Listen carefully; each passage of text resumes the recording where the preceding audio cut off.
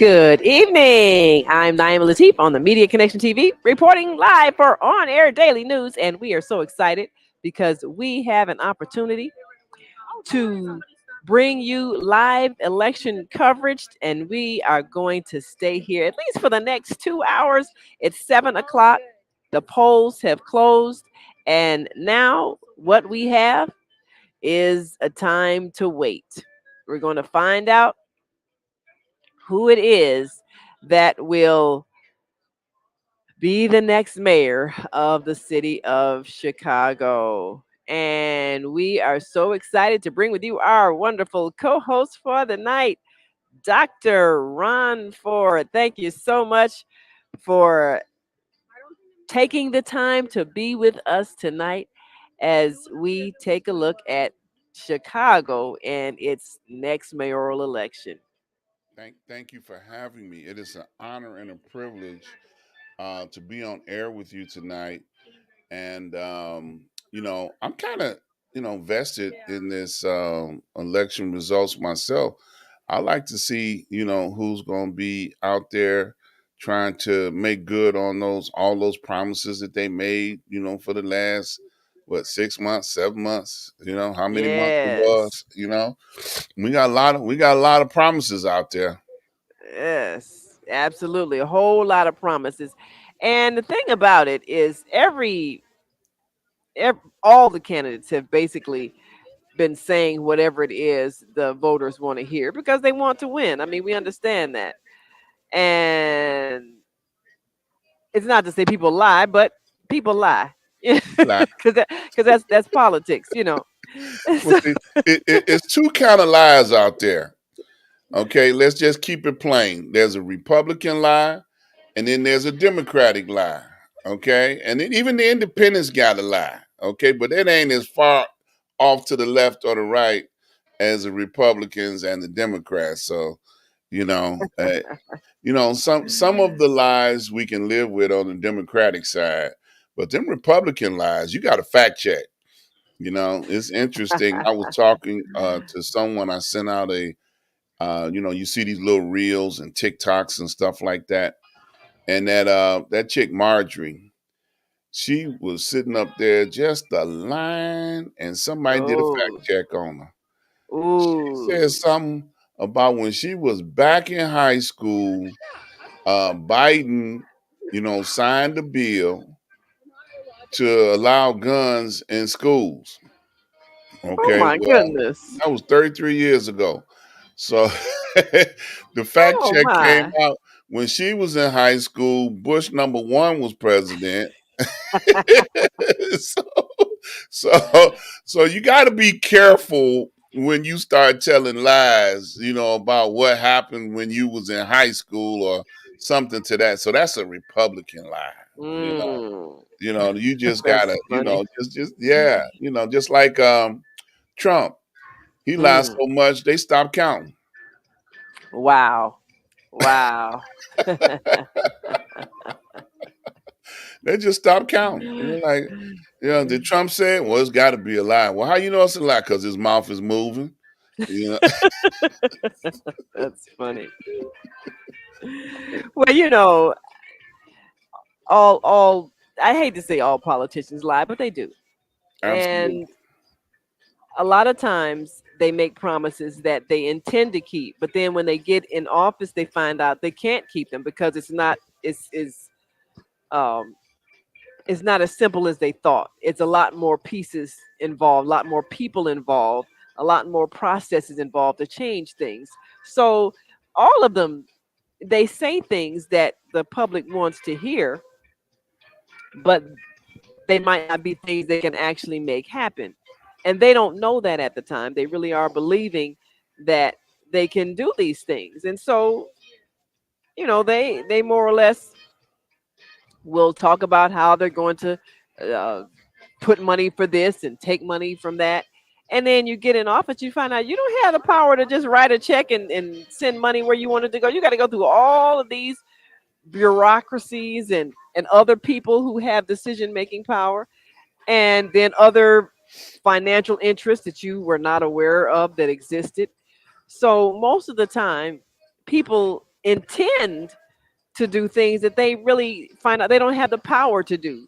But the people don't know how government works, so they want to hold you to it. And look, you said you're gonna open these schools and you're gonna do this and you're gonna do that, and then you get in office, you find out half of the programs you thought you could do, there's no money for them, and nobody has made a way for you to even create the means to do it. So you can't do it. So Absolutely. And so I what do you think say? that was part of what got the outgoing mayor in trouble, Lori, because she had Mm, good intentions, coming in, what she wanted to do, what she wanted to fix, what she, wanted to do. And then she got into a great many shouting matches with city council. And yeah. then she made some people mad. I thought she was gonna get beat up a couple of times because they had a sister that wasn't scared of her. She's like, "Girl, you don't Mm, even know who you talking to." And that yeah. that guy kind of a lot of press, like, look, that lady ain't scared of you. You too short to be picking a fight with a girl that thick, you know, you know. And then, in any major city like Chicago, you have to realize there are people that call the shots no matter who's in office. Just like they Mhm. got mad at Lori because, she took care of the Gold Coast and she raised the bridges, and things of that nature. And um, it was nothing that she could do about it, and it all started, and I'm going to take you back a little bit. When Father Flager started protesting and marching on Michigan Avenue, when Right. Father Flager started marching on Michigan Avenue, they got nervous. Yes, All the they powers to did. be got nervous. And they wanted her to stop these kind of things from happening. And, unfortunately, freedom of speech, the ability to protest, and for them to feel afraid was the full intent of Father Flager. He wanted to Ooh. make you nervous. He really wanted to Yeah. make you upset. We have to live with this every day outside of our doors, our churches, where we live, and then you all living high on the ivory tower, and not having to experience and not feel the sense of urgency that's going on in our communities. Yes. And it's unfortunate that um she got blamed, like you and I were talking on a previous show we were just on, Yeah. that got blamed for some stuff that was already a problem when she got there, you know, Yes. and she was not able to fix or do anything. And I really feel sorry for that brother from Houston that came up here and took that job as superintendent. Oh, Yeah, he walked into a whole mess. he did. And it was not fair. It really was not fair because You know, he um, did the best he could. Like I was saying on your show earlier, everybody who gets into a position, they do the best they can. And it was unfortunate that he came into a mess he didn't create. and then got Right. blamed for it. And that's what's going to happen pretty Right. much.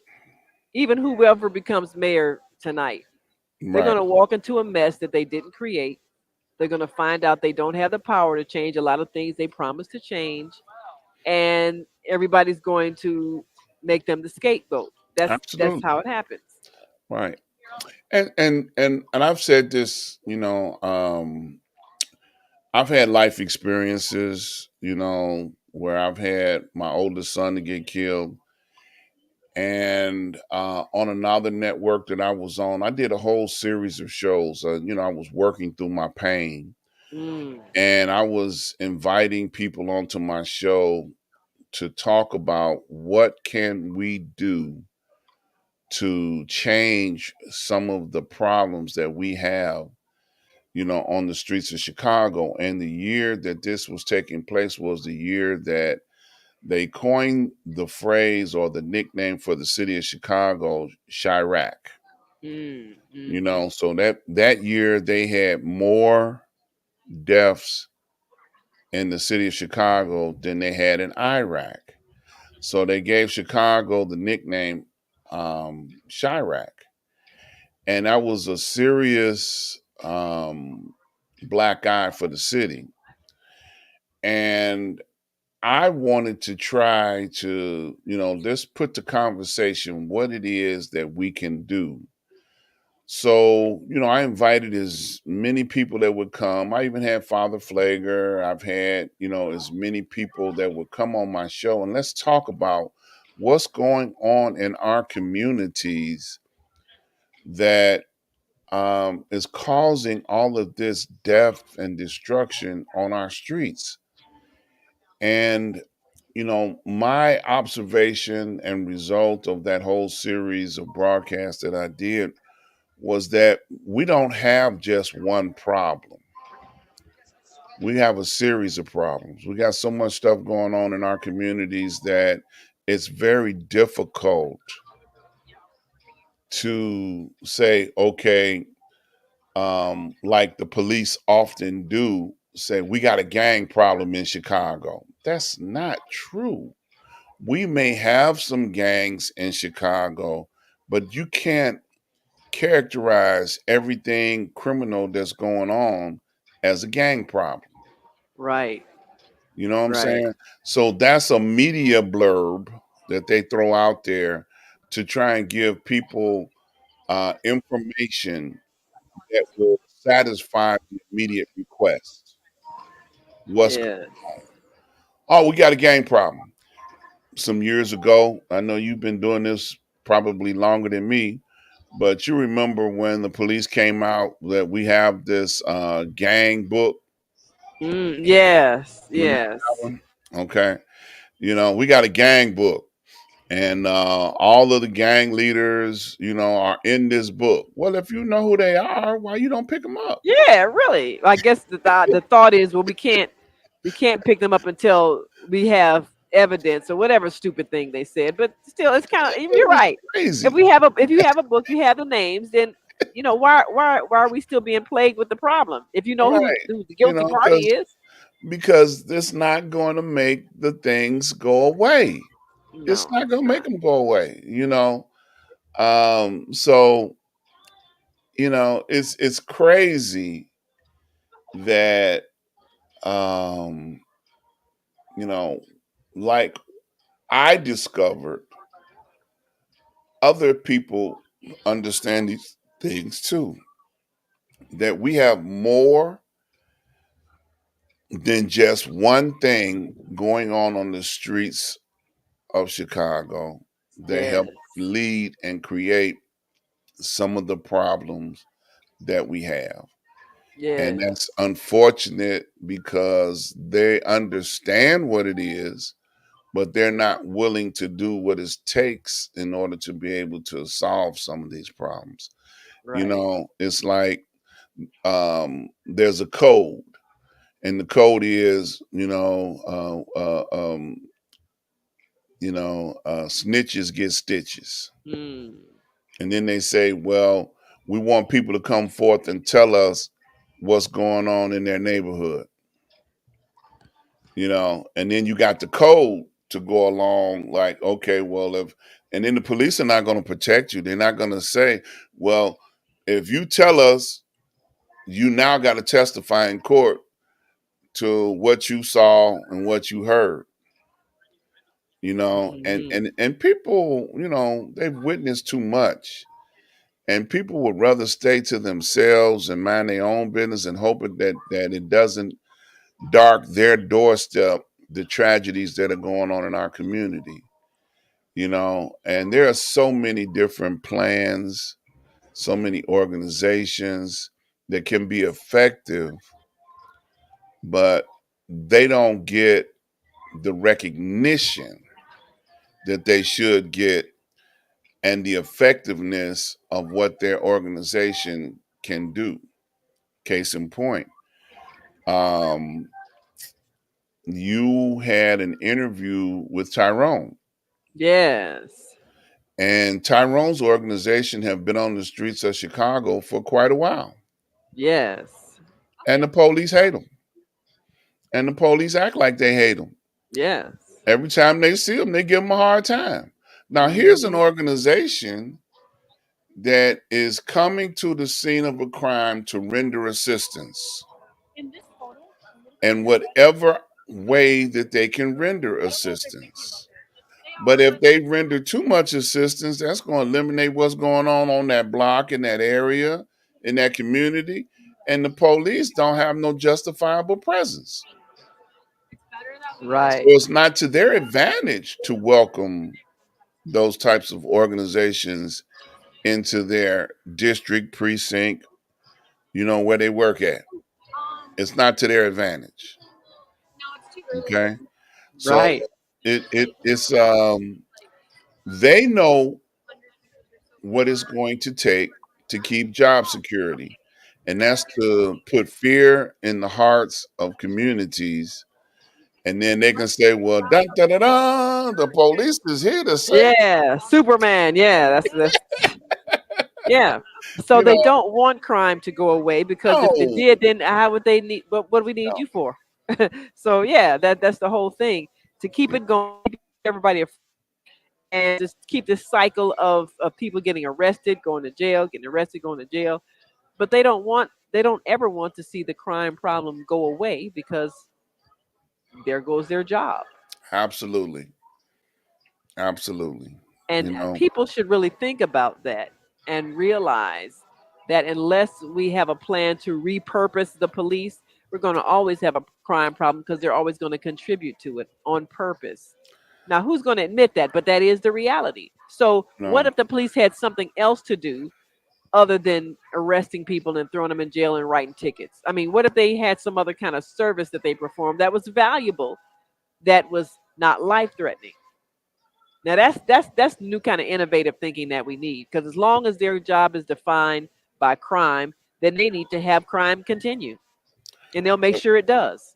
I'm on your show and I feel comfortable enough to be able to say this because I said it on my show earlier Yeah, that the police is one of the biggest gangs out there. that's So real. now if you want me to leave, I'll leave. No, hey, this is a safe space where you can tell the truth. 'Cause, you can't know, nobody fire me because they don't like what I say. but it's the truth. Police arrive and we've seen, and since the age of cameras on phones, we have seen too many people videotaping the police arriving at a scene and escalating the situation. Yes, yes, Okay. So when we look at, what they really do out there, I mean, you go back decades, the police would be sitting in a coffee shop eating free donuts and drinking free coffee while there's things yeah. going on in the community that they could have been, If they cared, they could have solved they it. could have Yes, been there and actually deterred it from happening. yeah. You If know, they wanted um, to. I reflect back on the conversation I was having a couple of weeks ago, and we talked about a a funeral that was taking place at one of the funeral homes on Cottage Grove on the south side, 79th Street somewhere. And it was, they were informed at the precinct that this was a gang member, as most funerals are involving gang members. They appoint police presence. Hmm. Okay.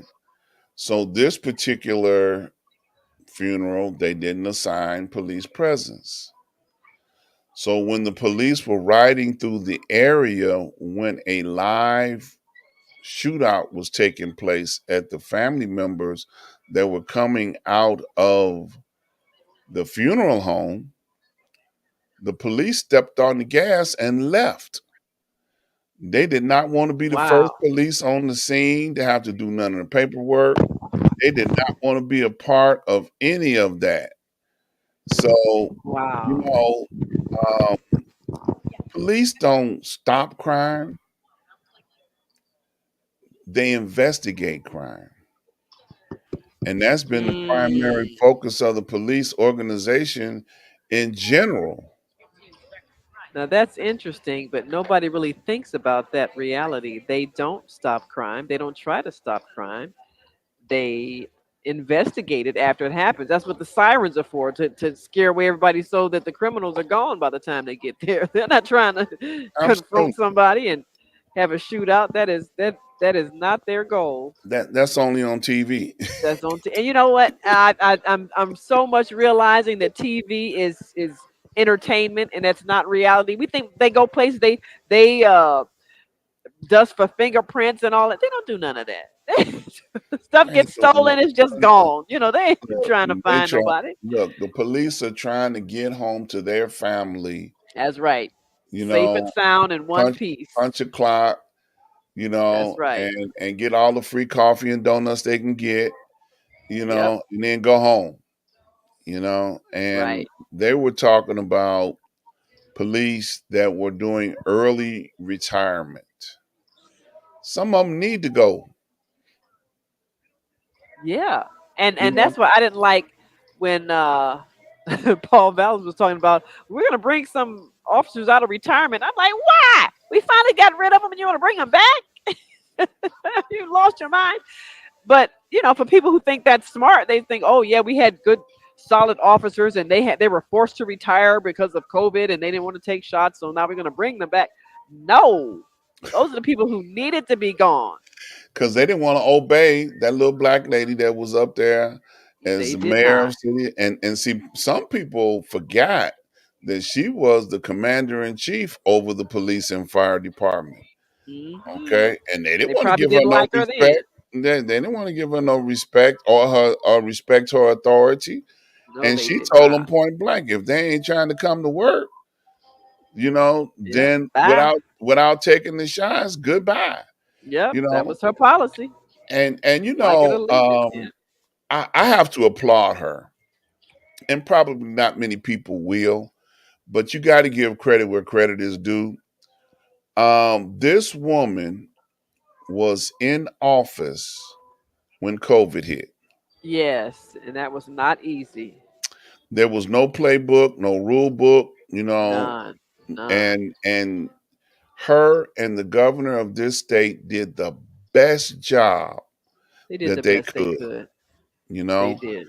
And I applaud her and the governor for being able to save as many lives as they did, because there were many people that died during the situation, and there were many that lived, probably even more, you know. So yeah. So now we're gonna hear from Marcus during the when once this gets started. Every now and then we'll have you just we got the link. Just we'll pop you in on the screen because we want to keep track of the proceedings, and we got folks over at the other camp that will give us a view of what's happening at the Vallis camp. Because I mean, I personally, I'm not going to be devastated no matter who wins, but I do have a preference. But we do want to let our audience get a feel of how people are feeling about it. So Marcus, we'll be looking for you to take out that phone, hit that link, and we'll pull your phone screen and get your thoughts. Well, now that's the question. Because the polls are just closed. We went live at 7. The polls closed, and so and they may not count the votes until who knows when. Well, I mean they're counting now, but we don't know when we're going to start getting returns. They usually have a big screen, and that's what I don't see here. They don't have a they don't have a big screen in the place where they're keeping up with the election returns, unless somebody's going to bring one in. So,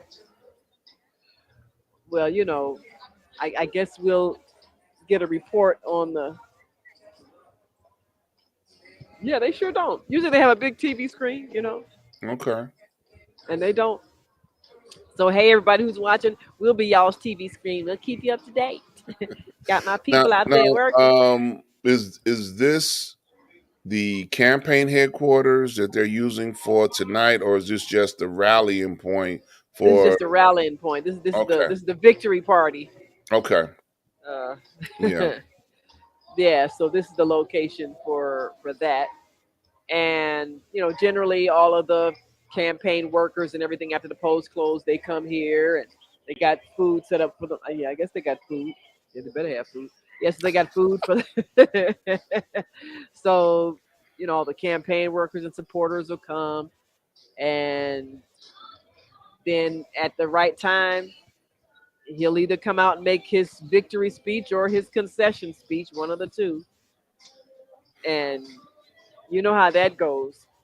uh, I think last time somebody, Willie Wilson, I don't think he conceded because I was at his camp last time. He didn't concede. He said, well, there's still more votes to be counted. I don't know if he ever officially, I guess maybe a couple of days later, he finally officially conceded. Um, but then because they had a runoff, there was no winner. And then he ended up supporting Paul Vallis, who was uh, at the top. He was the number one vote getter.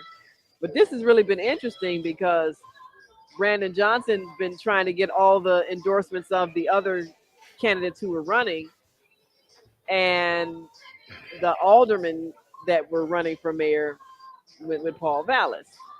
And I'm wondering why, because I mean they're not. I don't think they're neither one of them are going to be back in City Hall, so it's not like that's going to be somebody that they got to work with. So I'm thinking they're just calculating, okay, if he wins, he'll be somebody who will put me in some kind of government position so I can have a job because I ran for mayor, so I don't have a job now as alderman. And I'm really thinking everybody was thinking this is somebody who'll give me a job. I think every last one of those people who endorsed him, that's just my opinion, were looking out for their interests, and they believed he had an edge, and they believed that he would more than likely find a space in the government for them to work.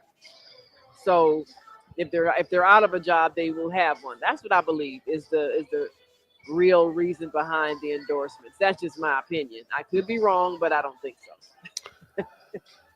Well,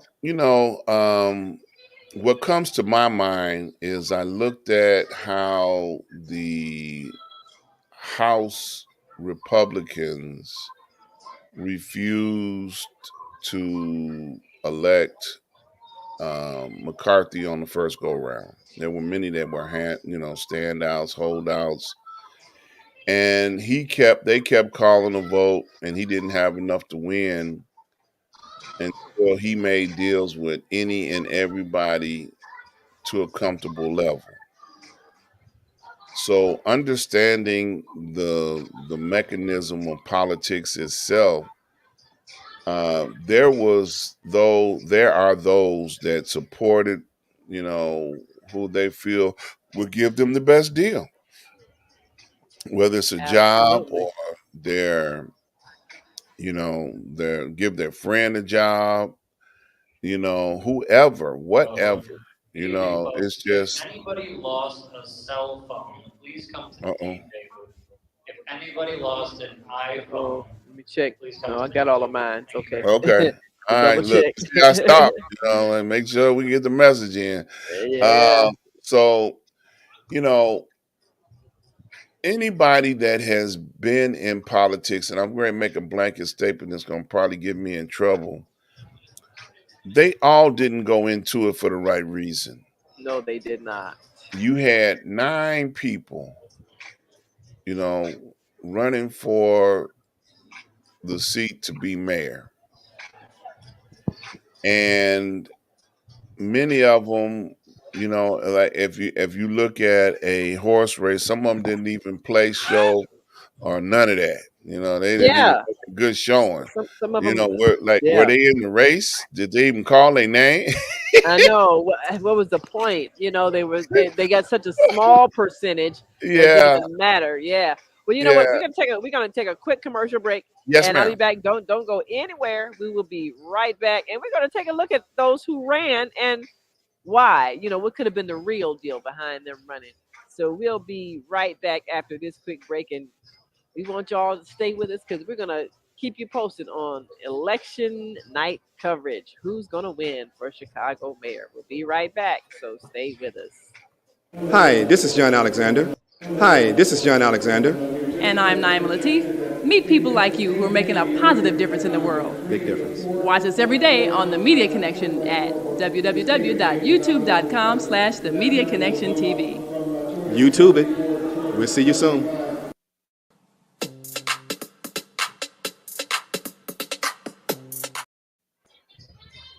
All righty. Well, we're back, and we are live here at the election night headquarters for Brandon Johnson, and we'll be hearing from some more of our media team that is on location at the Paul Vallis Hope to Be Victory Party. And we're looking forward to getting some kind of impression of what might have happened out there in the field. I know that there was pretty steady early voting. Uh, I'm wondering what today was like, but you mentioned those who ran for office, and then all 9 of them, and what could have been their intention. Now, I have a theory, of course, that and I don't know. There had to have been a strategy for some reason to have all of these people who didn't have a snowball's chance in hell of winning, and yet they chose to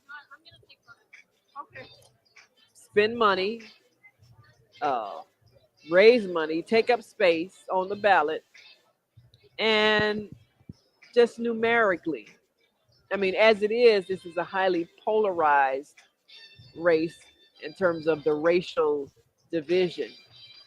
So you have one Hispanic, one Caucasian, and 10 black people, one of which started running a whole year in advance.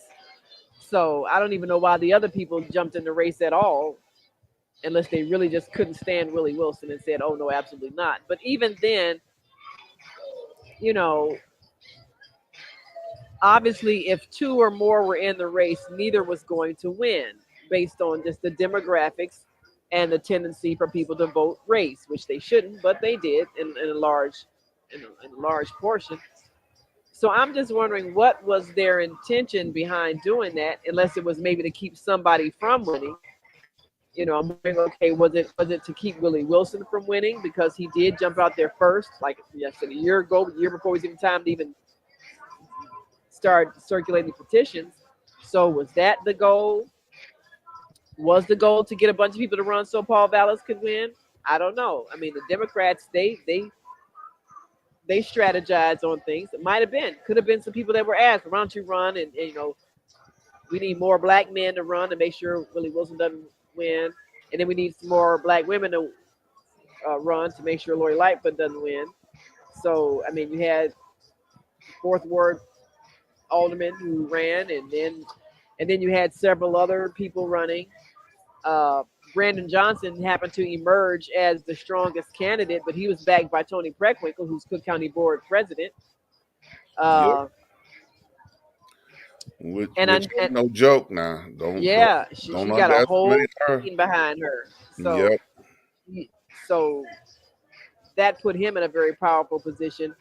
And I knew Willie Wilson was not going to endorse Brandon Johnson because Brandon Johnson is the one who de-seated his campaign manager, attorney Richard Boykin. And that's how he got on the Cook County board in the first place. Tony Preckwinkle backed him to push out attorney Boykin. So just knowing the backroom politics of things, who's friends with who, and the rank and file people, we get all upset and emotional about race. And none of these other people who are in politics, they're none of them, I don't believe, are in it that has anything to do with race or racial politics or helping the people. Everybody's about their own self-interest, their own political and career goals, what their next step is going to be if they're somehow seeing their road to the state legislature or Congress or whatever they may envision. But every move they make is calculated for their own ambition. And I don't think that's a bad thing. I mean, everybody has the right to be ambitious, but I think the people should be less gullible and less easily played, because that is what happens. The people get played, their emotions get played with, so that people can make them the strategic moves they're trying to make for their own career. That's what I see. Absolutely. Let's throw a couple of facts out there. First of all, anybody that has ever established a campaign fund can only use that money to run in a campaign. So there are many people that were in that race that had money sitting on the side that they couldn't use for anything else. Yeah, So, when you think yeah, about a person like Willie Wilson, who runs for just about everything that's coming up, because he has put millions of his own money into a campaign fund for the specific purpose of running for an office. right. Now, there are many people, and I'm going to pick on Willie for a minute. There are many people in Willie's camp that are supposed to be seasoned. Notice I use the word supposed to be, to tell him, look, you don't need to be in this race, that race. You don't need to run for everything. You know, people know who you are. So some people do it just for recognition, popularity, and those kind of things are always some of the motives. I live in the South suburban area, and there are people that simply got in the race because it gives them community exposure. They have no agenda. They have no chance, like they say, no snowball chance in hell of winning. Hmm. But I'm sure they will, gain some type of notoriety or something out of it. I look at Jamal Green. Jamal Green is a very sharp young man. He talks a good game, but he don't have no intention of winning. Look, and I called his name is because Willie Wilson's camp had just as good a chance of getting him knocked off as Jamal had of getting him knocked off. So there was two people right there that knew their paperwork wasn't right. Okay. And they had Well, just a equal opportunity of getting each other knocked off. Okay. But then they said, "Well, I withdraw my complaint. I quit. Let him do what he gonna do." Both of them said the same thing at the same time. yeah. Okay. You bring up an interesting point about the money, because a lot of people don't know that you can't just raise money and just pocket the money and use running for office as a fundraiser. And my good friend Doc Walls, who I love, he's a wonderful person, but he's run for everything I think is possible to run for. And at a certain point, it's like, is this, why are you doing this? However intelligent you are, there are specific skills that come with every job. And so if your qualification is for, say, city treasurer, then those same qualifications aren't going to be for senator, or the same qualifications aren't going to be for mayor, or the same qualification. I mean, it's just every job has different qualifications. So if you run for everything, what are your what are your skills? Because each job requires different skills, and so you can't run for everything and really be qualified for anything in a sense. So, and you're right with, if people really had Dr. Wilson's best interest in heart, they would not have urged him to run for all those offices. But he also pays people. And so that means if you get to be on his staff or as an advisor, you got a paycheck. Yep. And again, people do things for selfish reasons. If you know that when he runs for office, he's going to hire some people to help him manage it, and you're one of those people who has his ear and you're going to be on the payroll for a while, oh, yeah, really run, really run. And I don't think that's fair. I mean, he's a very brilliant man because he's got international businesses that are very successful, and he spends his own money. So, I mean, he doesn't have anything to lose in a real sense, because this could be like a hobby for him. Well, I get to run and I get to do good deeds and make statements and have some political leverage, because now they got to bargain and negotiate with me because I have a following. So yeah, it's in his benefit to have the kind of political leverage that he wants, because he does have a sizable following and he can bargain with that with whoever does win. But you can't run for everything and Right. and You, really you, be you serious water and you expect to water win down anything. your brand, Yeah. and that's what happens. Now I'm finna get in a whole bunch of trouble. Uh, Yeah, why not? I'm finna say something that everybody know, but might be scared to say. Over the last 10 years, anybody that Ricky Hendon has worked with ain't won nothing. Okay. Now, Ricky Hendon is, for those that may not know the lay of the land, he used to be senator Yes, from the yes, west he side of was. Chicago. He was. And they made him quit, Yes, they did. so that his charges would go away. His misbehaving would go away. He had a very powerful organization when he was senator on the west side, and I've Yes, attended yes. many of his meetings. Hmm. And it was like a big campaign rally every week, Yeah. every Monday, and people would drop in. And I promise you, ever since, now you know what I'm talking about. Ever since Hmm. he retired from the Senate, who has he worked with and supported one since then? I'll Well, pause for a second for you to answer that. yes, he has been Dr. Willie Wilson's trusted political advisor, and and I love Ricky. He's a wonderful person, but Character. he also he's known as a shrewd politician who knows how to play all the games, both the clean and the dirty ones, and so there he is in the position to get paid by a wealthy man who's looking for somebody who is skilled in politics. And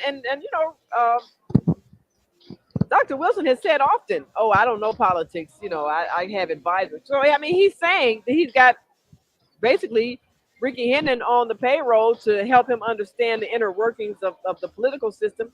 When I was working with LaShawn Ford, who was running for mayor the last mayoral election, and it was Ricky Hennon who orchestrated the challenging of LaShawn Ford's petitions. And that whole purpose is to basically slow you down, where you got to keep going back to these various hearings, and you can't focus your attention and your energy on organizing and promoting your campaign. That's one of the strategies of running for office. You challenge everybody who turns in petitions. Now somebody's going to get thrown out and thrown off the ballot because they don't have Absolutely. enough, or they don't have lawyers who they will be able to afford to pay to go through the process of being challenged. So Right. it's a tactic of getting people thrown off the ballot, and Ricky Hendon knows how to do that because Right. he's a skilled politician. So Yeah. Yeah. you know It's part of the that's game. what that's part of the Yeah. game. He knows how to play the game. So he's been that kind of advisor for Dr. Wilson in each campaign, and hey, good payroll uh, while the job lasts, and who I'm knows? still waiting on you to answer that question. I look, I ain't trying to get in trouble by myself, okay? Look, who has he worked with and supported that they have won since he stopped being senator? That's the question. Boy, um, cricket's on the line. I'm Boy, I trying. tell you. I'm trying to think. Um, He couldn't even get that girl elected I'm on the trying to water think. reclamation district. Okay? Did he? Did I'm trying to think of the people that I can remember that he did support. I'm trying to remember. Now, was he? Did he? But did he support? What's her name? She's got a long name. I'm trying to remember because she ran for mayor also, and she was the one that Senator Carol Mosley Braun called a crackhead. I'm trying to remember her name because she's a senator now, I believe. What is that woman's name? Patricia Van Pelt Watkins. Yeah. Did Ricky support her? I'm thinking he might have Uh, supported her. no, she Oh, stayed away. She was from the west side though. yeah, she was from the West Side. Because I'm Yeah, thinking that she had support from you're gonna make me tell on myself. From Apostle Stanford, oh, 70, okay, 79th and Ashland, you know, yes, yeah, she had a lot of support from him. I think she is from the west side still. And I don't think Ricky had anything.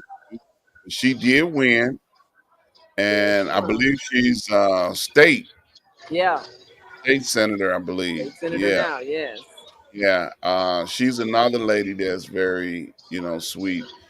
And yeah. Ricky is a character, nice guy. He'll put on a sideshow for you in a moment's notice. Like I said, nice Uh, guy. I mean, hey, great person. yeah, he's perfect for politics.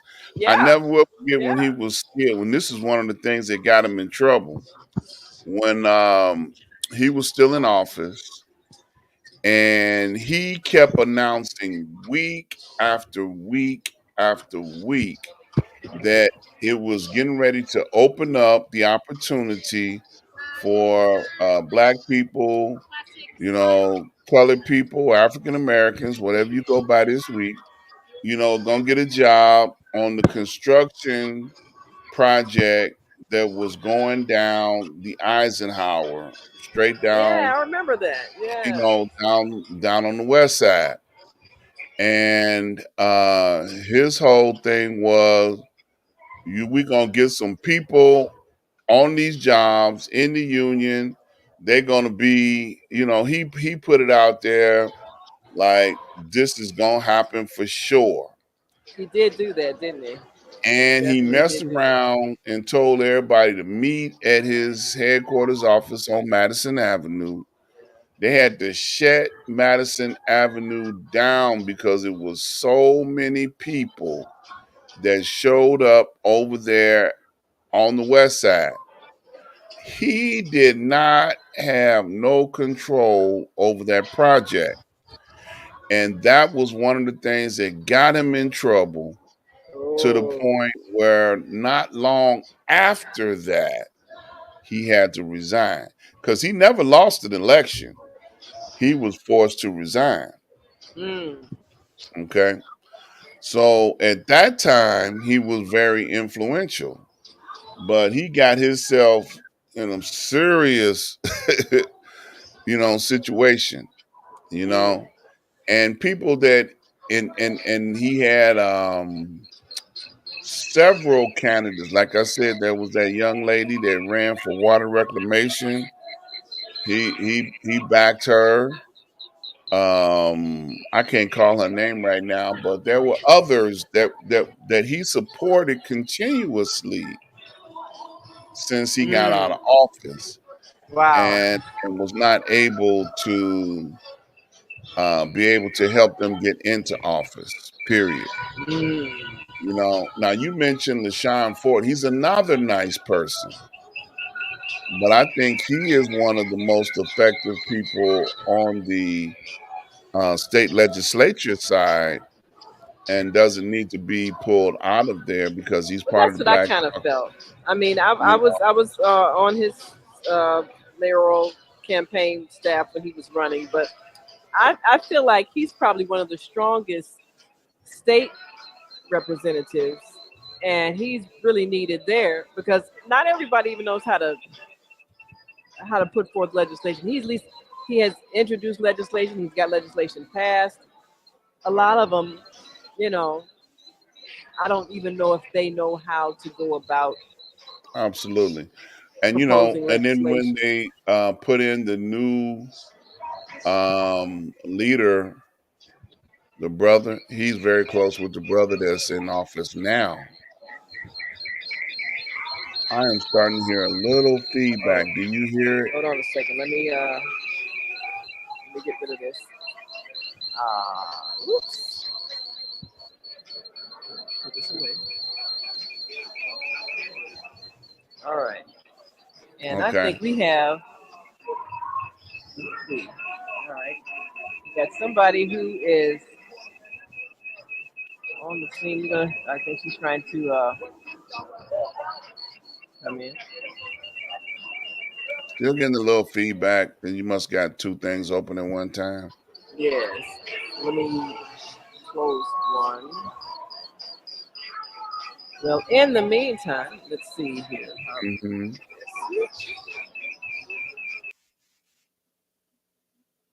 I'm still here. She's working on getting another reporter in on the conversation. So while she's working on that, just something to think about. What would you like to see happen with the new administration that's going to be coming in? We're going to have a new mayor in Chicago with the new administration. He is going to bring in his people, who matter who the he is. That's going to begin the process of trying to put together a cabinet and the proper people that they feel to help them execute their plan. And it's going to take, reconstruction, redevelopment. It's going to take a minute or two for him to find where the executive bathroom is, in order to be able to understand all of the things that he has the ability to be able to do and not be able to do. So, what would you like to see happen, in your community? The city of Chicago has so many needs, and the city is so large with the geographic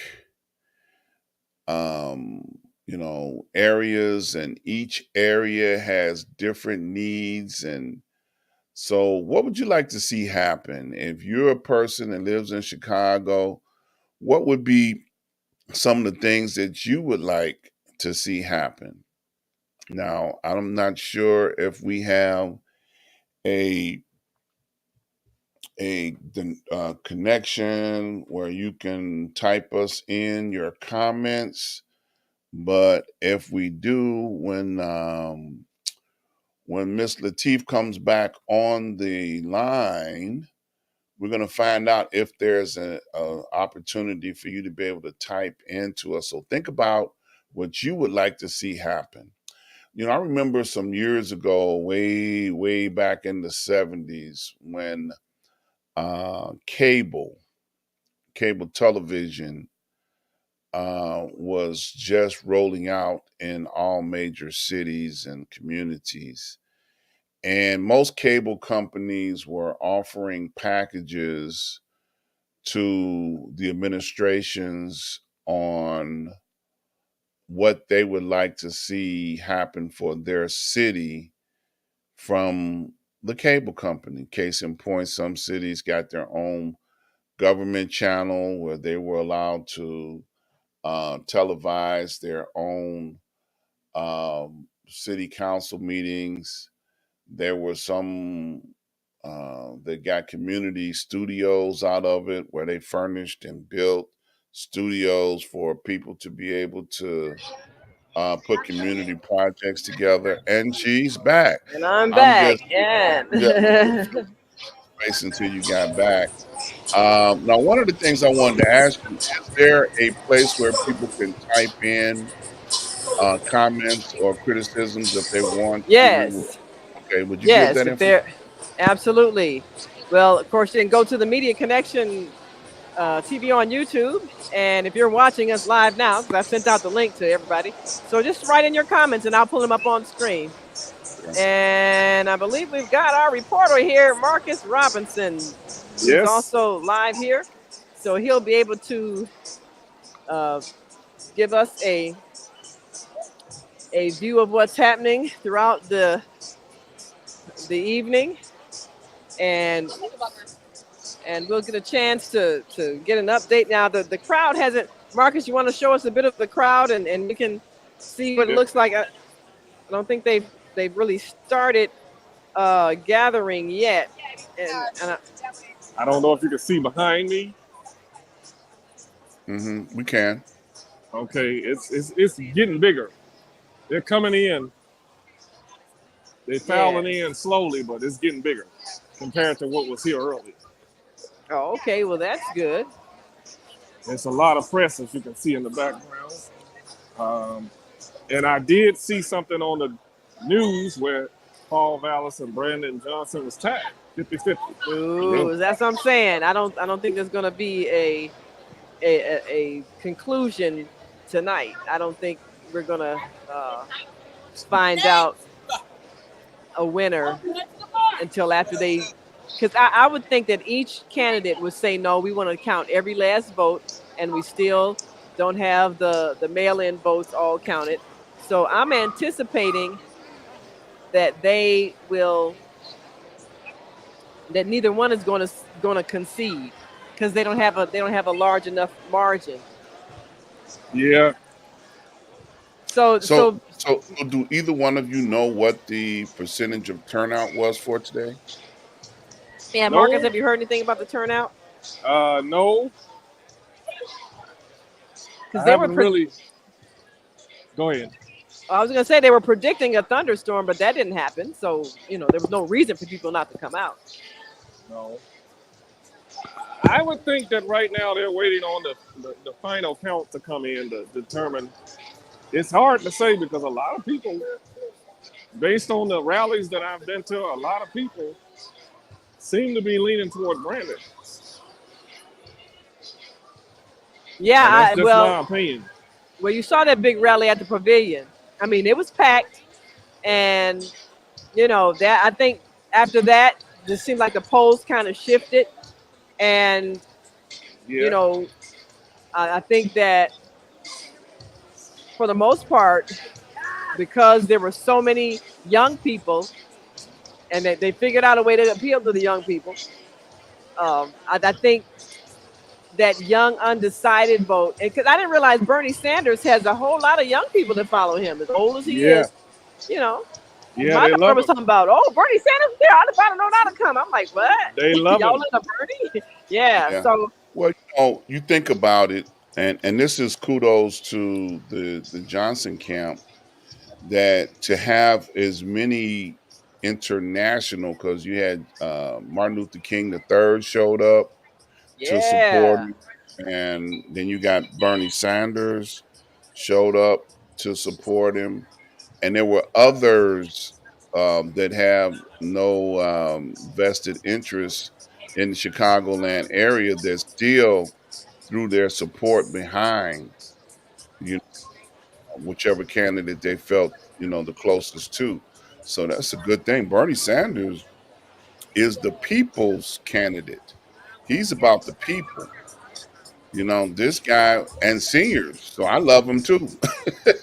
Yeah, that's one of the things. Yeah, Yeah. people, because he has established a reputation of sincerity, just his presence, it says a lot for the credibility, I guess, of Brandon Johnson. And then Martin Luther King III, who really isn't a politician, but the symbolism of Martin Luther King III, oh, it's like it's representing his father, in the minds of a lot of. And I think a lot of older people who are conservative, who might have been leaning toward Paul Vallis, having somebody like Martin Luther King III, for them, might evoke some kind of sense of commitment to the struggle or however they saw that. But I mean, it was good strategy on his part to bring those two people in for that big rally, and it did boost his numbers a lot. Yeah. So I'm showing you all the crowd, so if you don't see my face, I'm just giving you an idea of how big this yes, crowd is getting. yeah, I see. I know probably in the next hour it's going to be pretty large. Yeah. So I mean, they got and I get the impression that we got some international press here Oh yeah. because Chicago is an international city, and uh, one of the things that this election has done, is to really bring Chicago's focus, and so much of the world is watching this election because Chicago is an international city in terms of business, and so you got a lot of business interests that want to see who wins. Can you all do me a So favor? yeah. Wave your flag. Wave your flag for Brandon Johnson. All right. This is what Chicago is all about right now. You can feel the energy. You can feel the energy in this room right now. And hopefully, people will be celebrating. And this is just me because I voted for him. And I've said it on Facebook and I'll say it again. I voted for him. So hopefully he'll win tonight. Yeah. So Marcus, based on what they're saying about about it pretty much being a dead heat, it's tied. Do you expect either of the candidates to concede? Because I tend to think that they probably won't. I don't think either one of them will give in tonight, even if somebody's ahead, unless they can say for sure it's like a 51%. I would say, if it's 10% of the vote going towards Brandon, Paul should concede. Yeah. That's what I would say. So, I mean, if both of them are at like 49%, that's going to be hard. Yep. And to decide tonight. Yeah, to decide tonight. But it took them a while to do it with Harold Washington.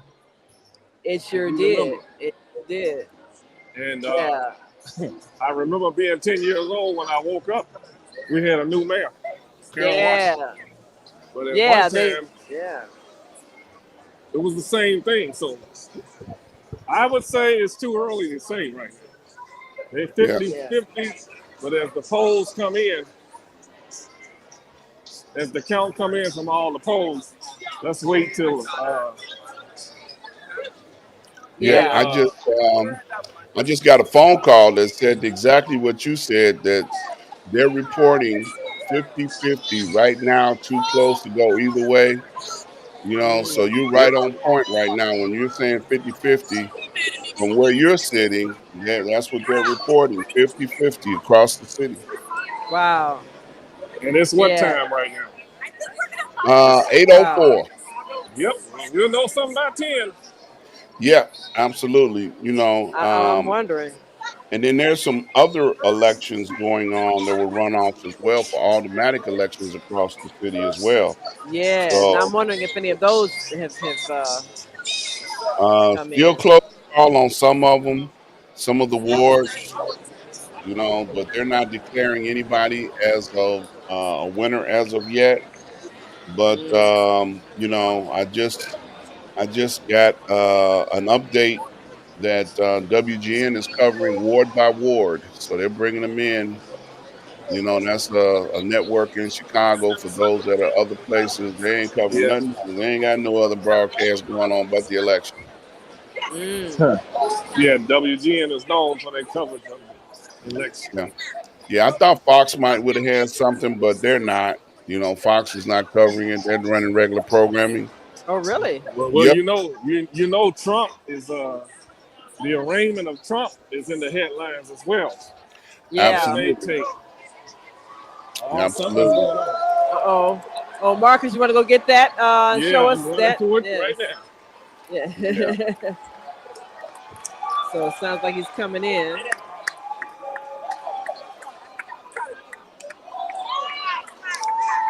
He's smart. He came over there to get some of that food before it's all gone. Yeah, really.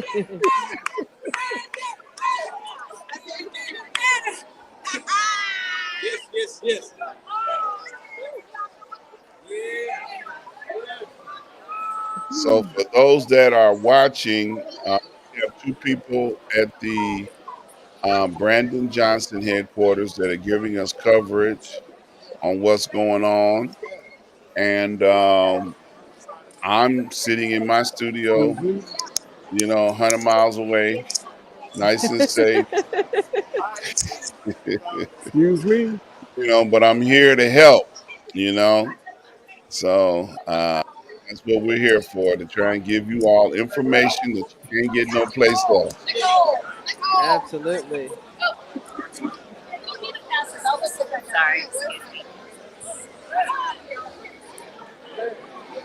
Yeah, that's interesting that Fox is not covering it. So hey, we're doing what Fox ain't doing tonight. All Absolutely. right. Absolutely. We're close to launching our TV network on air. We're uh, streaming live now on the Forgive me for on the static, but no problem. We understand.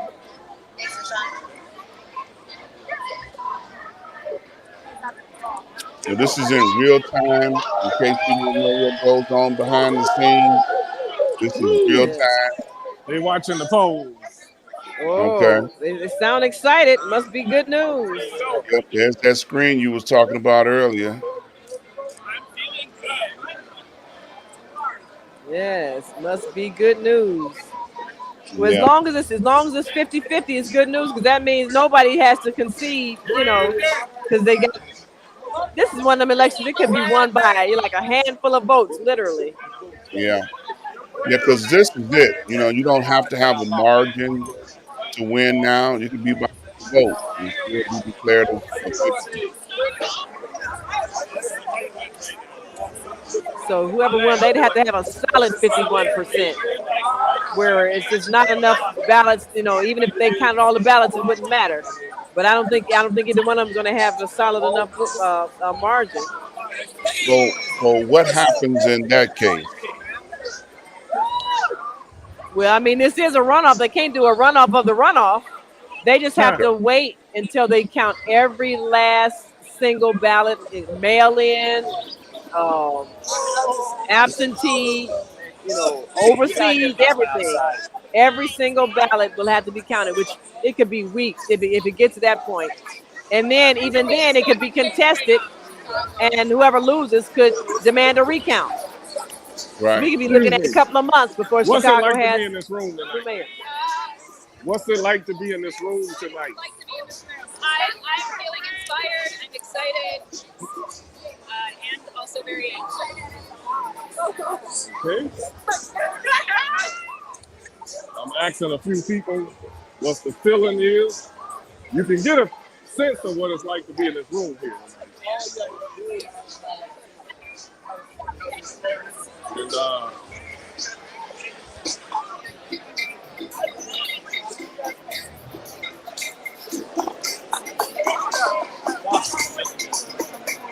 I thought Brandon was coming in the door, but they were So watching the polls.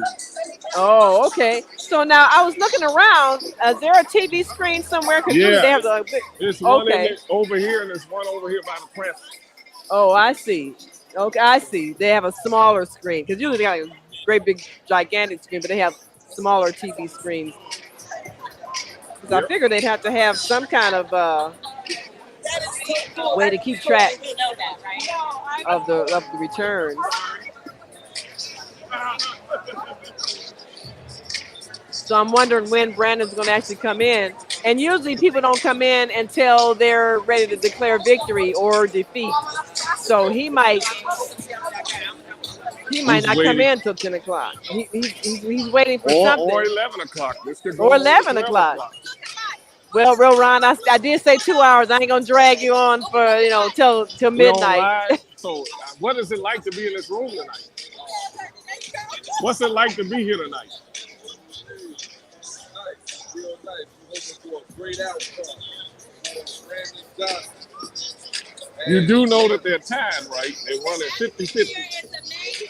We're all rooting for him. We hope he pulls it off. He will pull it off. Randy will pull it off.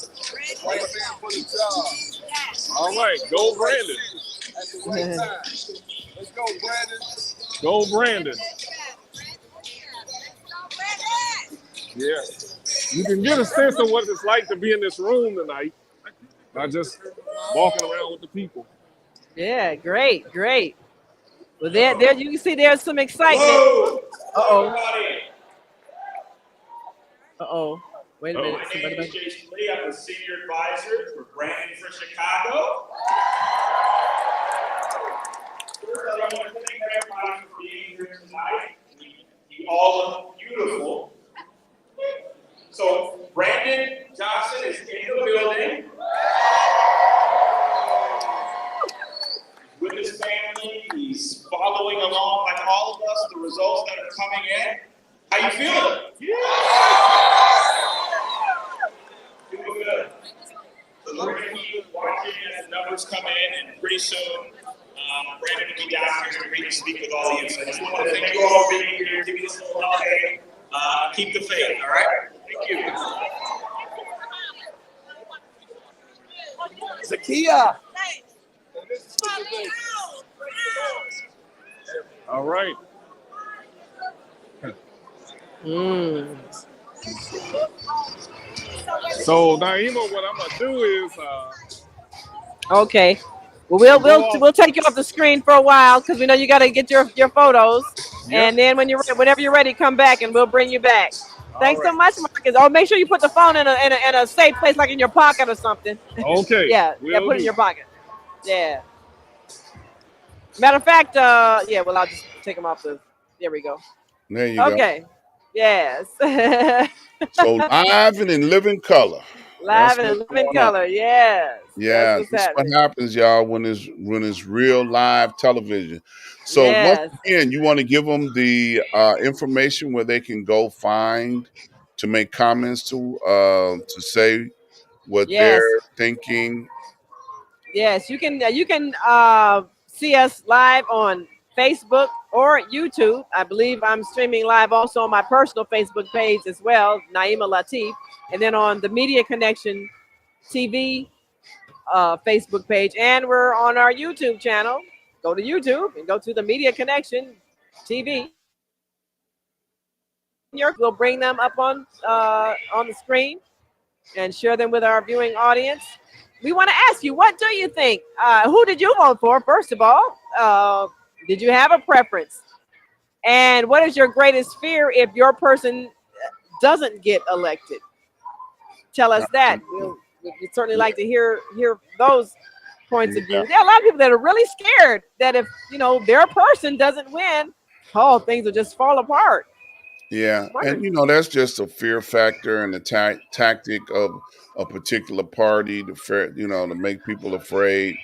But my question is, what would you like to see happen with whoever gets elected? What would you like to see happen in your city? This is a major city. Chicago has worldwide value to a lot of people. People come here from all across different countries to visit as a tourist. So when you come here, what would you like people to see when they come to your city? This is your home, but they're visiting here. I remember when I was doing Uber, and I used to run into people that would ask me questions when I would pick them up that were from other places. Like, is it really true? All the things they say about all of the violence and the bad things that go on here in Chicago. And I say, absolutely. But just like in any city that you go to, if you go looking for trouble, you can find it. If you do not go out looking for trouble, then the chances of trouble finding you are very rare. Now strange things happen because we have criminals that go downtown and victimize folks. But what I was making the point was that if you go looking for trouble, you will find it. Okay. So Chicago Yeah. does not have the market on that. So come to Chicago, have a good time. But if you live here, this is your home. What would you like to see the new mayor focus on and pay attention to in the city of Chicago? That's a good question. Definitely a good question. And, I think as a Chicagoan, one of the first things I would love to see is for them to clean up the city. One of my associates, friends and associates, Zoe Ma, who is from China, she was explaining why they don't have any trash on the streets in China. And I noticed that when I was in China, there's no garbage on the streets. And it's not like they got a bunch of garbage cans everywhere. You don't even see garbage cans, but you also don't see any garbage.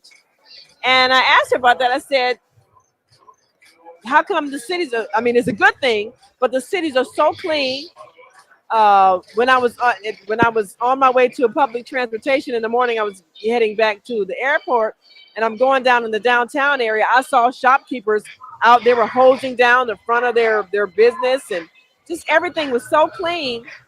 And I asked her, well, what is it you all do that keeps the streets clean? And she said, we hire the people. What we do is we hire the elderly and the people who don't have jobs to clean the streets, and that's what they do. And so there's no garbage. And I thought, that's so simple. We got a bunch of homeless people, a bunch of unemployed people. We got a bunch of garbage. Put them together and keep the city clean. Why can't we do that? So that's one thing I would like to see done. I hate the fact that this city is so trashy, and it doesn't make sense that just because you live in maybe a low income area, that you have to live with garbage. It doesn't make any sense. And you can go to another side of the city and it's spotless and clean. And then you go to certain areas and it's depressing. It breaks your spirit. So that's one thing I would love to see the new mayor do, is clean up the city and employ the people doing it. And it doesn't take much. Just you got to take money from where it is that's probably not being used in the best way and put it where it needs to go. But again, like I was saying earlier, it sounds like a good idea, but then once you get in and you find out all this bureaucracy that it takes to simply make a budget decision, that it ends up not getting done because everybody doesn't have the same intention to do right and to make life better for everybody. Because for some people, they make a profit off of people suffering. So that's the conflict that we're facing. But I would love to see Chicago adopt that policy of employing the unemployed to clean up the city. Yeah. Now, one thing I like to say, the mayor of Los Angeles, she ran on the campaign to be able to end homelessness in Los Angeles. And Yes. that's exactly what she did. She, by any means necessary, ended homelessness in the city of Los Angeles. Now, how she did that, I don't know, but it used to be out of control. So you think about Los Angeles has weather all year round that's decent. So when you're looking at uh, people that live on the streets of Chicago under viaducts and in situations and in circumstances that are tremendously bad, and then you have the four seasons to contend with. This is something that makes it worse. I can remember people that have had fires under the viaducts because there are so many people that have taken on the responsibility of trying to help the people that don't have homes and don't have the ability to be able to take care of themselves. And they were using,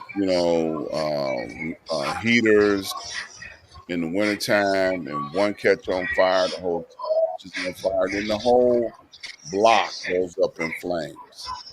So there have been situations where survival can become very dangerous when you're living under viaducts and tents. Yes. So I remember a few years ago, they had flooding under the viaducts and people got Yes. washed out. Yes. And I can remember calling because I became aware of it. So I just started calling people I know that were in office. And, I hate to say it, but their response was, why don't you call City Hall? Wow. You are an elected official in the city of Chicago. Why don't you call City Hall? Because that call is going to carry some weight more than me calling. I don't even live in Chicago, but I'm just trying to make a call on behalf of people that are less fortunate, you know, and Yes. they say, okay. Because if I start telling people you didn't help, how's that going to look on your behalf? Oh, wait a minute. Right. Hold on. I'm finna Right. call right now. you Mm-hmm. know, so did I push my weight around? Absolutely. Yeah. you know, Sometimes you have to. yeah, not for myself, but for people that were less fortunate, you know, and I don't wish that on anybody, the ability to not be able to, um, have a decent place to stay, a decent meal, and some people have families under the violence. Yes. Yes. There are homeless families. I knew of, well, sad to say, but I met this family. Okay. She dropped out. She's coming back in a second, you all. Well, we are posting the comments as you post them on the YouTube chat.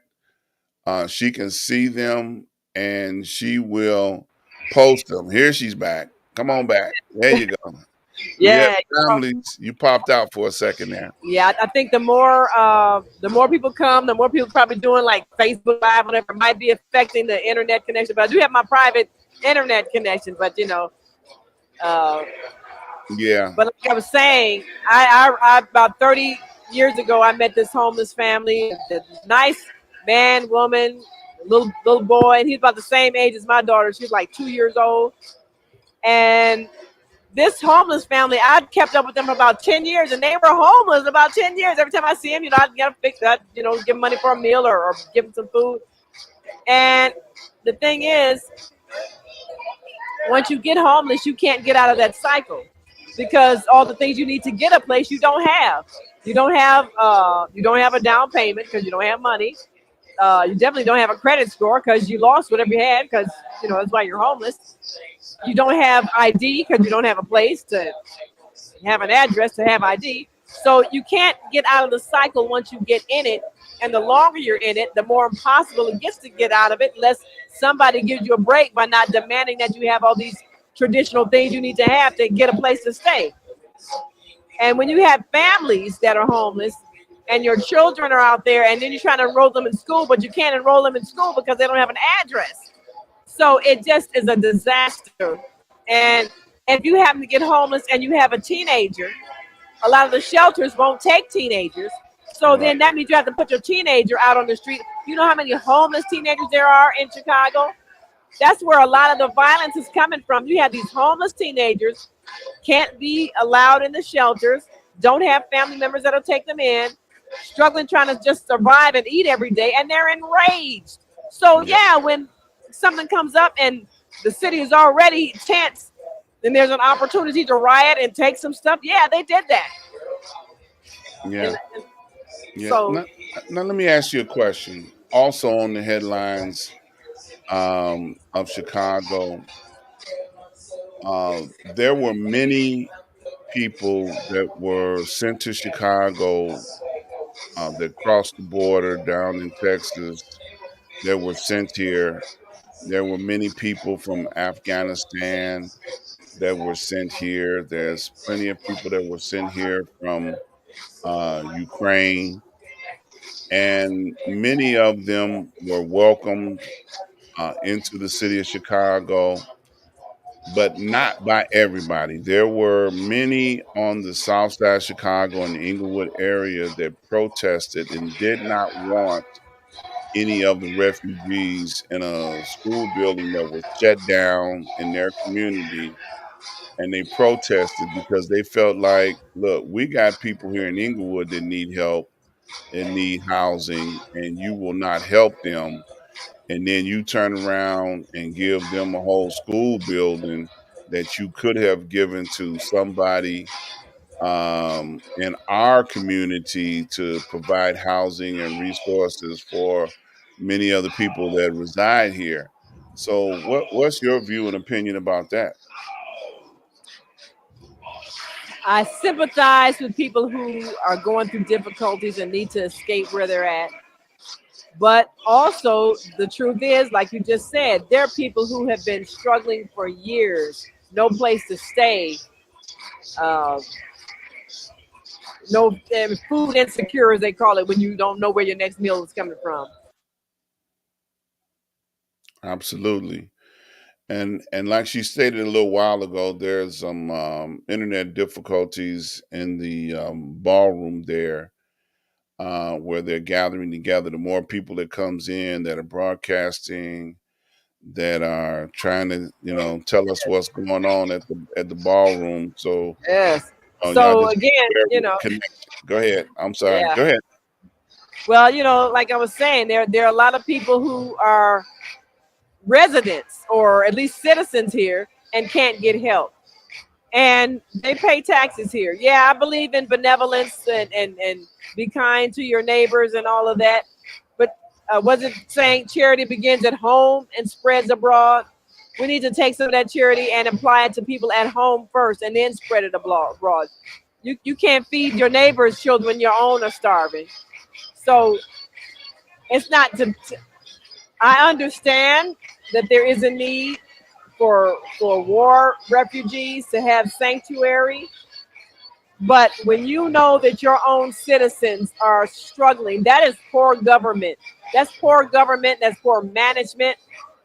And it definitely speaks to the underlying racism where your own black citizens can't get a meal, can't get a home, can't get a roof over their heads, but you will welcome someone from overseas like, oh, we got plenty. Well, if you got plenty, how come your own citizens don't have enough? Well, It's not being selfish. It's making the government look at how hypocritical it is to want to be this big magnanimous giver of things, and your own citizens are suffering. now, church finger. When I throw the church finger up, I'm trying to interrupt. So we were not volunteering for those people to come here, especially the ones from the border in Texas. They were pushed upon us because we're a sanctuary city. Yeah. So that was not something that we volunteered, like raise our hand and say, okay, we'll take about 5 bus loads. No, that's not what Yeah. happened. So that fool down in Texas, the governor, and that fool over in Florida, they decided, okay, well, we're gonna dump some of these folks on Chicago since she's so smart. So that was done as a political ploy, to try and make us look bad. But at the end of the day, she rose to the occasion and made a way. So it was Yeah. not something that she volunteered for. I just wanted to say that. Yeah. Yeah. And that is significant. Yeah, But but because them um them 5 busloads of people that showed up on our doorstep in the middle of the night, that was done to try and throw us off our square, yeah. you know. And the Red Cross and the Salvation Army, and kudos to all those organizations that rose up, which I think is part of the misunderstanding of the people in Inglewood got upset because they bought them in their neighborhood. And yeah, we got issues too. Well, But yeah. go ahead. Well, I was just gonna say that I think what made them feel upset is that you could have helped us if you wanted to, and now we see that you couldn't. Now that you have to help some people, you did it, which means you could have helped us before and didn't. That's where the Absolutely. hurt came from. I Realizing that absolutely the agree. government could have helped and didn't. Yeah, I absolutely agree that their feelings are genuine. Yeah. Okay. I mean, I Um, don't say that people shouldn't have been helped. I mean, I think it was the right thing to do to give them assistance, but it just exposed the fact that the people who have been needing assistance could have been assisted, and there was not a decision made to do so. yeah, And just so news that's flash. WGN just oh, flashed 51% uh-oh. of the ballots going in for Brandon and 49% of the ballots for Vallis. So it looks like Brandon might be pulling ahead. So wait, now what's that again? What was the It figures? looks like 51% of the votes counted are for Brandon, and Oh, okay. 40%. 49% for Vallis. That's right. That's what they just showed. Whoa. Yeah, they've got a news team over in Vallis Camp with Alderman Tom Tunney. I think he resigned. He didn't run anymore, but they were just showing some of the results. They just showed that result up to this point. So Brandon is pulling ahead. Looks like. Wow. So Well, so the people might get what they interesting. want. I got to say this. It's funny. It's hilarious. Social media has a way of being so painfully truthful. Mhm. And over the last couple of days, social media put something out there that said, how can you not be for a man that knows about a payment plan? They know how to appeal to our heart. Because most of us, that's how we pay our bills. Said, look, he was on a payment plan up until a couple of days ago, and now he got his payment plan paid off and don't owe the water, or the tickets. Okay. So he got his payment plan paid off, but you gotta respect and love a man that know how to go on a payment plan. Okay. But them putting that Brandon is up 50 to 49 or something like yeah, that. that's what we were just hearing. That Brandon is ahead. So he's at 50% and Bell's The at 49. Black Wars haven't The Black Wars voted haven't. yet. Oh wow, and that wasn't even from the Black Wars. All right. Wow. Uh-oh. See, because we always tend to be late. So Well, the if equipment he's don't work right in the black neighborhood. Come on now, tell the truth. So now, if Brandon is ahead in the white wards, it's gonna be interesting. But you got to Yeah, remember, so a lot of the black folks that were sellouts was pushing Vallis too now. yeah, that's true. I mean, but you can push some, but that don't mean the people are gonna follow you. And that's Yeah, the thing about endorsements. They don't always mean that the people who like you are gonna like who you endorsed. right. You know, you got me saying all kind of stuff out here, calling the black people sellouts and stuff. You know, I ain't gonna be able to be up TV no time soon, boy. Yeah, you done made all these enemies. See, I made you comfortable enough to speak the truth from Yep, your heart. fifty-one So, percent and 49%. That's what they're saying. With ninety-two wow. percent of Oh the yeah, vote. we're hearing the crowd cheer. Yep, Yes. So that is the cheer of the crowds yep. at the With 92% of the vote in. yes. We are live here at the don't try to do nothing else. Yeah. So here we're live at the Brandon Johnson election headquarters, and we just heard that the uh, with the turnouts that has been reported so far, Brandon Johnson is ahead 50%, and Paul Vallis is at 49%. Right. So we're getting in live updates from the Brandon Johnson camp right now.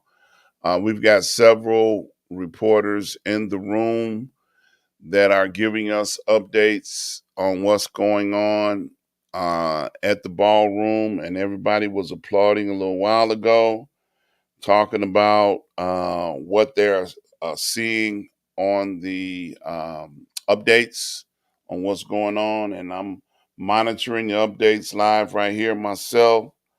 So there are many people, you know, rooting and pulling for their candidate in this election.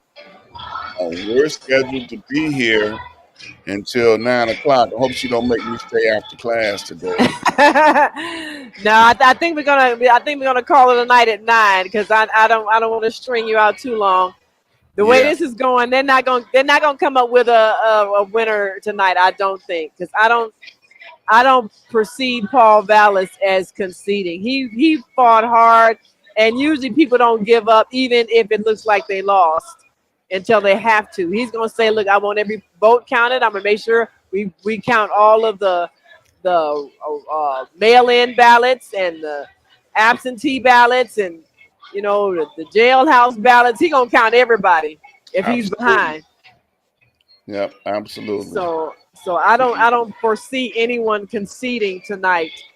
But I'm Now, not gonna go past 9 o'clock because I okay, got to go to bed. I know that's right. Well, you've been out there all day, right? Now, weren't you circulating around in the wards earlier? No, actually I wasn't because I was on our news website. I had reporters sending me photos and updates. So I was sending out. I was behind the scenes sending out information you know and then of Well, course I had my the morning radio show and then the afternoon radio show. So after that, and then I left the house and then got here and did your show. So yeah. I wasn't out in the field today, but I had people that were out in the field that were sending me reports to post online. So So this it's been a busy day. that's a perfect segue to talk about all the networks that you own and what you do. Let's talk about that. Well, first and foremost is the On Air Network, which is a conglomeration. I would try to pull it up on the screen, but it looks like every time I try to do anything technical, the system shuts down because I don't think it has enough bandwidth on my hotspot. But our on-air network, we've got a number of media affiliates in print, radio, and TV, and great reporting staff that's all out over the city, everywhere. And we also produce a daily radio TV show. The Female Solution comes on Monday through Friday, 7 a.m. to 9 a.m. Central, and Saturdays, 12 noon to 2 p.m., and Sundays, 7 p.m. to 9 p.m. Central. We've got hosts of the show literally globally. Um, our host in London comes on every first Saturday, and she gives us a whole global perspective. You know, I was not aware that there were so many black people in London. She's done some shows about issues there, and it parallels what's happening here. Just the racial climate and everything. And then of course we've got our hosts in Atlanta and in Florida, and we've done the show abroad. We've done the show from Japan. When I traveled over in Japan, we've done the show from South Korea when I traveled over there. We've done the show from London when I traveled over there, and we're part of the uh, Heavenly Culture World Peace Restoration of Light Organization, HWPL, which is a global peace organization, and we've been a part of their international community and interviewed people from India, from Guatemala, from just all over the world. Uh, as part of that organization that is every year doing a global peace conference, bringing together leadership from over, how many, 300 and something countries worldwide. So we've hooked into that network. So we have a global listening audience. And every morning we greet people in 16 different languages. And also, what we do is this show, the Media Connection TV, which is a public affairs show covering things live and interviewing people who make a difference, people who are putting programs together that make a change.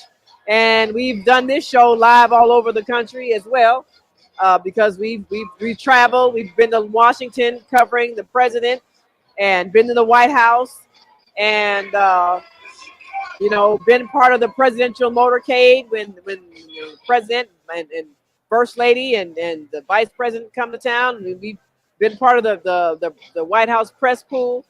So our whole focus is to be on the ground, right there where the news is happening, and have people that are able to give us a up close view of things in a way that gives us hope, because there are many people that have solutions to our problems. There are many people that are innovating things, that are creating uh, new projects. We've been in schools. Matter of fact, last time we were interviewing, we were out at the school in Indiana, where the first lady came, a technical school that is teaching students how to do solar energy and how to make solar panels. And the first lady came out because the Biden administration is really pushing for clean energy and all of that. So we were out there to cover that. When Kamala Harris came to town to uh, put things in place for the COVID virus safety protections, and we were there to cover her for that. So we've been up close and personal with a lot of these elected officials and getting the word out. And then, of course, I'm also a partner in a solar company. So we're very much interested in boosting clean energy. We were out there with the farmers in Pembroke and reported on them when they were in heavy negotiations to try to bring solar energy rather than NICOR gas to the farm. So looks like we're having another collapse here with bandwidth. So give her a second. She'll be right back on the air with us.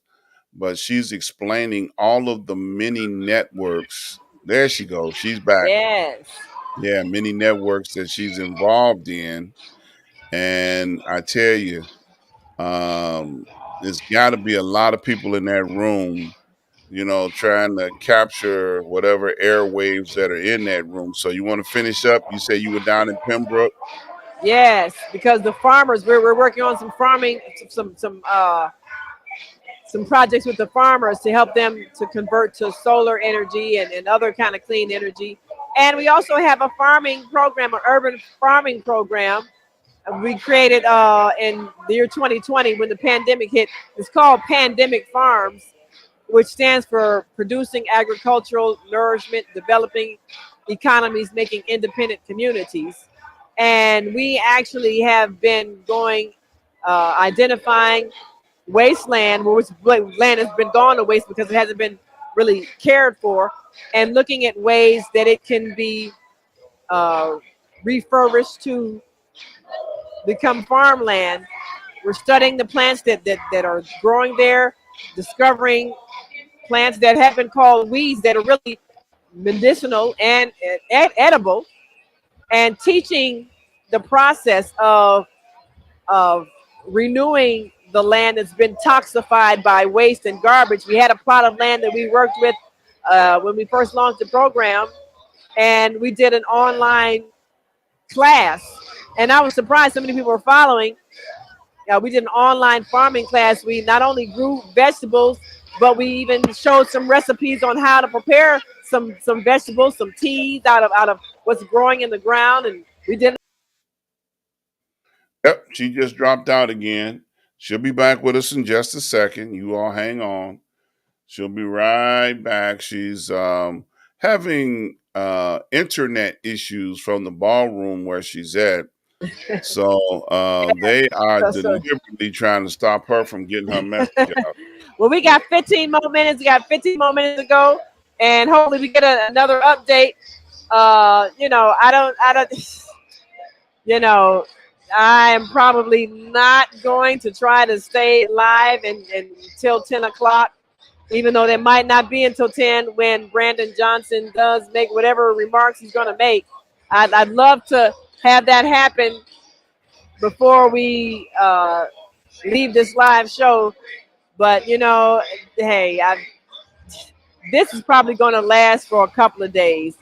So, anyway, people who want to keep up with me, they can go to my website at www.naimalatif.com, and I'll write that in so that those who want to uh, perhaps learn more about our our news network. We publish a weekly magazine on air, which on air magazine there's sports, entertainment, business, politics, and all of that. And also, it's the official publication of the On Air Network, and On Air stands for Online Network of Associated Internet Radio Hosts. With the internet, there's so much power that we have in our hands to reach out to the world. And all we have to do is just talk to each other. It's so simple. In these times where we have the technology to reach all across the world, and like I said, we have hosts of our show that are overseas.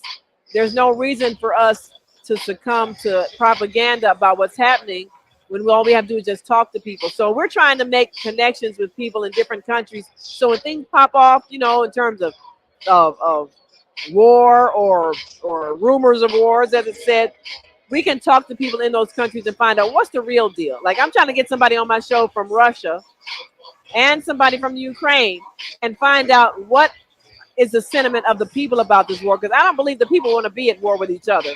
I think this is a thing where the leadership wants to grasp power, but I don't think the people are really for this war. And I'm hearing a lot of Russian soldiers are defecting. So if the people can talk to each other, we can actually circumvent any attempts to make people go and kill each other, so that a leader or a business executive can make more money. So a lot of that focus is what we do every day on the Female Solution Global Radio TV show. It's changing the mindset. We really do want to unite the world around efforts of peace. And we want to see people who get elected to office have an agenda for peace, not trying to figure out how they can get more money off of people who are suffering, but really to be for peace. So I think they might be getting ready to say something. Uh, Hopefully they do it in these last 10 minutes. I'm really not trying to stay here past 9 o'clock, y'all. This is just Yeah. This I has know been a you are grueling day. up and at it every morning, and I applaud Yes. you and your team for all that you do. I be on the sideline Yes. watching stuff, waving at y'all and stuff, doing what I do, so I'm really excited to know a person like you that is worldwide, and is busy at it every day. I think I'm doing something. I got 4 shows a week, and I think I'm doing something, but Well, that's a I, lot. I'm looking at what you do, and I'm like, wow, yeah. Just to give people an update on how they can find me, I am Dr. Ron, and you can find me at ask-dr-ron.com. That is my website, and you'll be able to go there and find out showtimes, networks that I am on, and that way you won't have to miss any of my shows. My sister is on with me as often as I can squeeze her in. Yep, Yes. because she Say that. stays. Say that. Say that contact information again. Yeah, ask-dr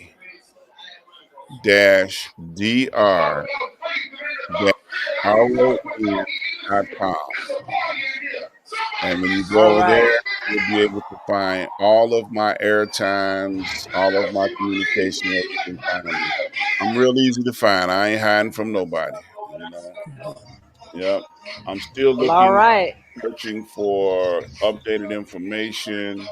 They're still staying at 92.49% of the vote that Brandon is still ahead. So Ooh, they're, Brandon's still ahead. Wow. Well, so looks they, like that's how we're going to end up with Brandon Johnson ahead.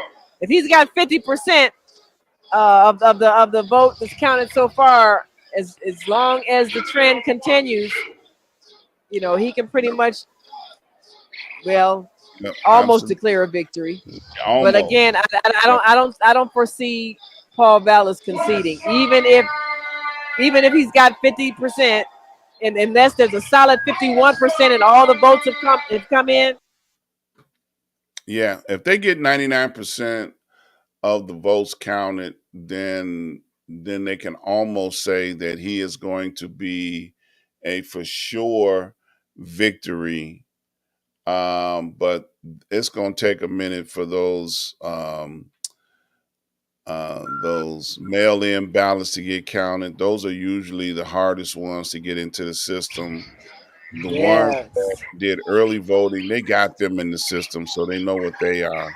Yeah, You and I know, understand that they can't count them until election day. I thought they could count them right? all along, but they're not. Mm-mm. So they actually aren't supposed to count them until election day, which I think is Right. very. I don't know. I got to find out about that. But it doesn't make any sense. What's the point of early voting if they can't count them yet?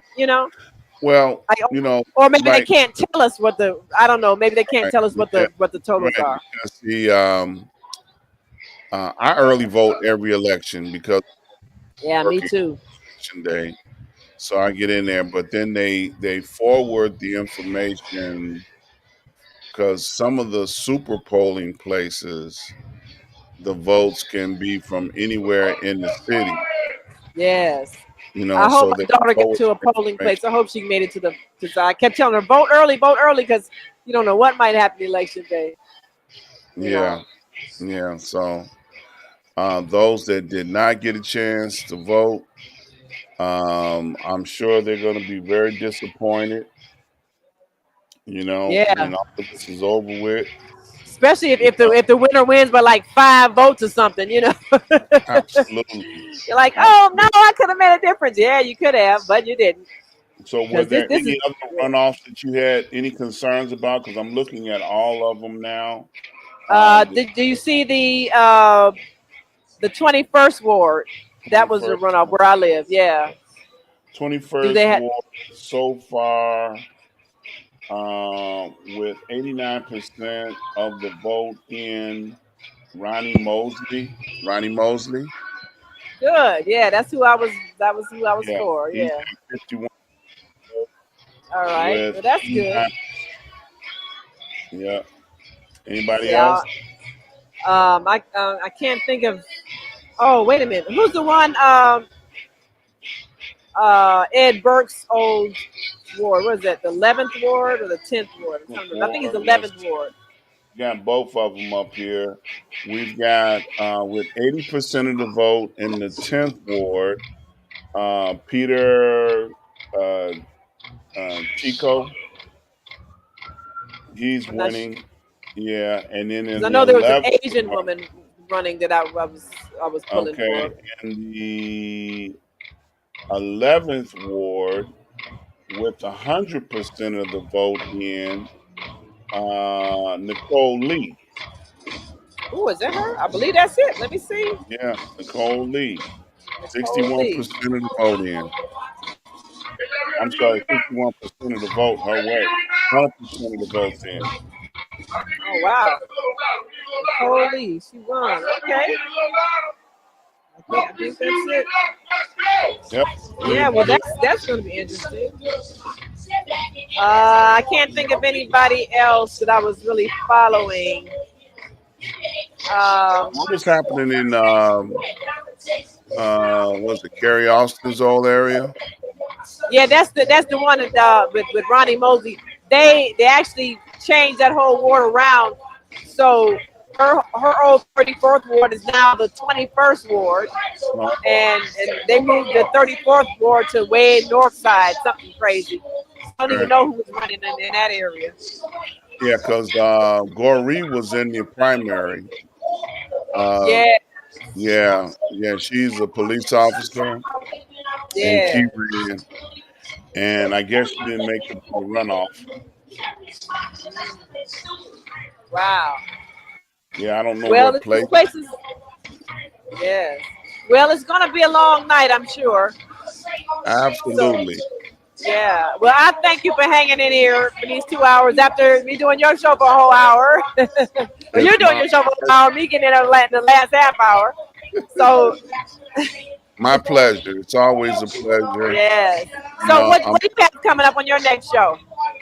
I got a show tomorrow where I'm going to be talking about the Trump situation. I'll be on the network Street News Now, where we talk a lot of politics on that show. So I will be over there giving commentary about the whole situation in New York with Donald Trump on tomorrow. And then on Saturday, I have From the Desk of Dr. Ron. Not sure what I'm going to be talking about as of yet, but something will drop in my spirit between now and Saturday, and I'll just pour it out all over the network. you know, that's We'll the be advantage watching. of being a person from my desk. I get to say what's on my heart. Yeah. Well, that is Yep. great. Well, let me see. I believe my reporter is out in the crowd, but we still don't have. We just got a bunch of people. We still don't have The the candidate yet. candidate here, and I think he wants to wait until it's more definitive. Usually they don't show up until it's time to either concede or claim victory. And so for those watching, I'm going to predict that both candidates will come out and say it's too close to call. But I'm going to predict if Brandon still has 50% and Paul Ballard still has 49%, Brandon Johnson's going to tentatively declare victory. And Paul Vallis is going to say it's too close to call. He's going to wait till every vote is counted. So nobody's going to concede tonight. And we're going to see this thing dragged out for the next several days. And there might even be a demand for a recount if it's too close. So that's my prediction. Well, the Republicans that are backing Vallis will not want him to quit so fast. You That's know, right. so they want to get their money's worth. They're gonna make him count every one of them votes over again. So you called it right. Yep. There was a lot of Republican money behind Vallis. That's right. They want to see a return on their investment. Absolutely. Well, And all right, everybody. And Oh, go ahead. I was gonna say, the police gonna recount. Oh yeah, they're gonna say no. We want to recount. We want to recount the recount. Yeah, We gonna count until we win. right. Well, I'm so excited that we're gonna have a new mayor one way or another, and probably a whole lot of other things are gonna happen after this election. But anyway, I thank you all for watching us. I thank you, Dr. Ron Ford, for staying in here with me for this long night. I'll be here, but eventually I'm gonna go home and go to bed and see what happens when I wake up in the morning. Absolutely. Thank you for having me. I appreciate you. I love you. Keep up the great work. And anything I can do to help, I'm just a phone call away. All right, but that's what got you here tonight. You saying anything I can do to help, so be careful what you offer. I may Hey, take you up on it. it's all in love. It's all in love. But thanks so much. Absolutely. Love you much. We'll see you next time. Peace. Peace and blessings. Good night, everybody. And whatever you do, every election, make sure your voice is heard. Get out there and vote.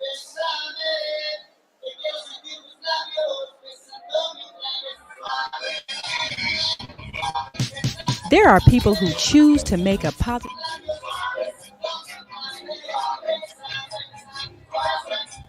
All right. There are people who choose to make a positive difference in the world. Our job is to bring you their stories to motivate you